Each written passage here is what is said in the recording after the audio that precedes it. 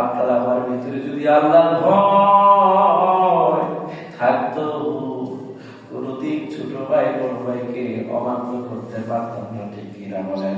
আমার ভাইরা, মুসলমান পরিপূর্ণ তাকওয়াবান যদি হতে চাও, আমার ভাইরা পরিপূর্ণ তাকওয়াবান যদি আমরা হতে পারতাম, আমরা আমাদের সমাজে কোনদিন কেউ কারো অকল্যাণ চাইতাম না, কেউ কাউকে কষ্ট দিতাম না, কেউ কারো ছবি দখল করতাম না, আমার ভাইয়েরা ওষুধে বাকি দিতাম না, কখনো মালে ভেজাল দিতাম না, সব সময় আল্লাহর হুকুম মতো চলতাম, ঠিক কিনা বলেন?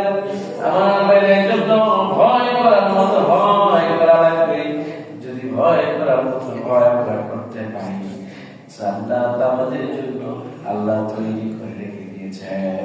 এজন্য আমার ভাইরা আল্লাহ রাব্বুল আলামিন কোরআনুল কারীমে বলেছেন সূরাতুল বাকারার ভিতরে, সূরাতুল বাকারা আয়াত 183 নম্বর আয়াতে, ইয়া আইয়ুহাল্লাযীনা আমানু কুতিবা আলাইকুমুস সিয়াম কামা কুতিবা আলাল্লাযীনা মিন ক্বাবলিকুম লাআল্লাকুম তাত্তাকুন। অনুবাদ শুনলে বলুন আল্লাহু আকবার।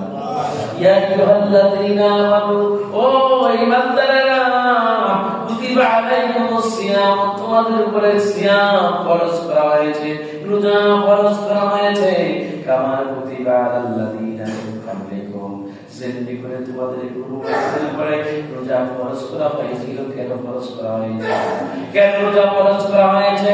লাআল্লাকুম তাত্তাকুন, যাতে করে তোমরা তাকওয়াবান হতে পারো, খোদা বিরু হতে পারো, আল্লাহর ভয় যেন তোমাদের ভিতরে আরো বেশি ঢুকে, তোমরা যেন সব সময় প্রতিটা কাজে কাজে আল্লাহর ভয় করতে পারো।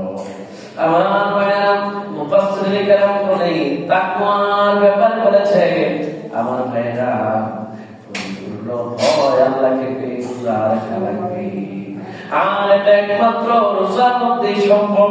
দুনিয়ার কোনো এমন কোনো আমল নাই যে আমল করলে মানুষে দেখবে, সবাই দেখতে পায়। আপনি নামাজ পড়লে বিয়া হয়ে যেতে পারে, যাকাত দিলেও এটা আপনার অন্য চিন্তা থাকতে পারে, কিন্তু রোজা এমন একটা আমল, এমন একটা আমল যে আমরা আপনি রোজা আছেন কিনা কেউ জানে না, ঠিক কিনা বলেন?